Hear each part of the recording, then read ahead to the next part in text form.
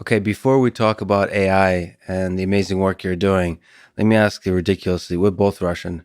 So let me ask you a ridiculously romanticized Russian question. Do you think human beings are alone, like fundamentally on a philosophical level? Like in our existence, when we like go through life, do you think just the nature of our life is loneliness? Yeah, so we have to read Dostoevsky at school, as you probably know. In So, Russian? yeah, I mean, it's part of your school program. So I guess if you read that, then you sort of have to believe that. You're made to believe that you're fundamentally alone, and that's how you live your life. How do you think about it? You have a lot of friends, but at the end of the day, do you have like a longing for connection with other people? That's maybe another way of asking it. Do you think that's ever fully satisfied? I think we are fundamentally alone. We're born alone. We die alone. But I view my whole life as trying to get away from that, trying to not feel lonely. And again, we're talking about subjective kind of way of feeling alone. It doesn't necessarily mean that you don't have any connections or you are actually isolated. You think it's a subjective a thing, but like again, another absurd measurement wise thing. How much loneliness do you think there is in the world? So, like, if you see loneliness as a condition, how much of it is there? Do you think? Like, how? I guess how many? There's all kinds of studies and measures of how much. How many people in the world feel alone. There's all these like measures of how many people are self-report or just all these kinds of different measures.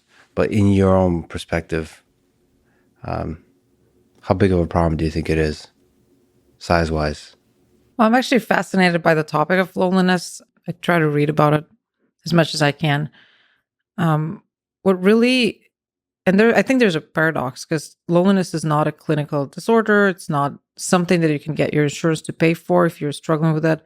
Yet it's actually proven and pretty, tons of papers, tons of research around that. It is proven that it's correlated with earlier expectancy, shorter lifespan, and it is, in a way, like right now, what scientists would say that it's a little bit worse than being obese or not actually doing any physical activity In in your terms of the life impact on your in terms health? of impact on your physiological health. Yeah. So it's basically puts you, if you're constantly feeling lonely, your body responds like it's basically all the time under stress. So it's always in this alert state. And so it's really bad for you because it actually like drops your immune system. Your response to inflammation is quite different. So all the cardiovascular diseases actually responds to viruses. So it's much easier to catch a virus. That's sad now that we're living in a pandemic and it's probably making us a lot more alone. And it's probably weakening the immune system, making us more susceptible to the virus. It's kind of sad. Yeah, the statistics are pretty horrible around that. So around 30% of all millennials report that they're feeling lonely constantly. 30?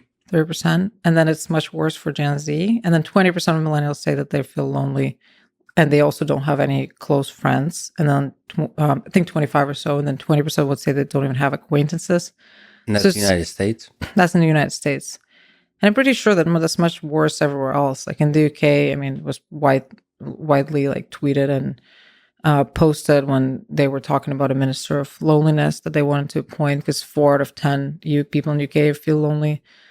So I think we don't. Minister of Loneliness. I mean that. I think that thing actually exists. So yeah, you will die sooner if you are lonely. And again, that this is only when we're only talking about your perception of loneliness or feeling lonely.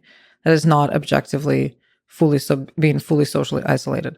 However, the combination of being fully socially isolated and not having many connections and also feeling lonely, that's pretty much a deadly combination. So it strikes me bizarre or strange that this is a wide known fact.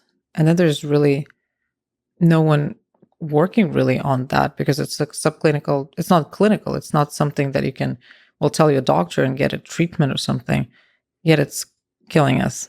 Yeah, so there's a bunch of people trying to evaluate, like try to measure the problem by looking at like how social media is affecting loneliness and all that kind of stuff. So it's like measurement. Like if you look at the field of psychology, they're trying to measure the problem. And not that many people actually, but some. But you're basically saying how many people are trying to solve the problem. Like, how would you try to solve the problem of loneliness? Like, if we just stick to humans, I mean, or basic, not just the humans, but the technology that connects us humans. Do you think there's a hope for that technology to do the connection? Like, are you on social media much? Unfortunately, Do you find quite a little bit. yourself, like, again, if you sort of introspect about how connected you feel to other human beings, how not alone you feel, do you think social media makes it better or worse? Maybe for you personally or in general? I think it's easier to look at some stats, and I mean, Generation Z seems to be much lonelier than millennials in terms of how they report loneliness. They're definitely the most connected, generation in the world. I mean, I still remember life an iPhone, without Facebook. They don't know that ever existed, or at least don't know how it was. So that tells me a little bit about the fact that might be, um, this hyperconnected world might actually make people feel lonelier. I don't know exactly what the measurements are around that, but I would say, in my personal experience, I think it does make you feel a lot lonelier. Mostly, yeah, we're all super connected, but I think the feeling of loneliness, doesn't come from not having any social connections whatsoever. Again, tons of people that are in long-term relationships experience bouts of loneliness and continued loneliness. And it's more the question about the true connection, about actually being deeply seen, deeply understood. Um, and in a way, it's also about your relationship with yourself. Like, in order to not feel lonely, you actually need to have a better relationship and feel more connected to yourself. Then this feeling actually starts to go away a little bit. And then you um, open up yourself to actually meeting other people in a very special way, not in just, add a friend on Facebook kind of way.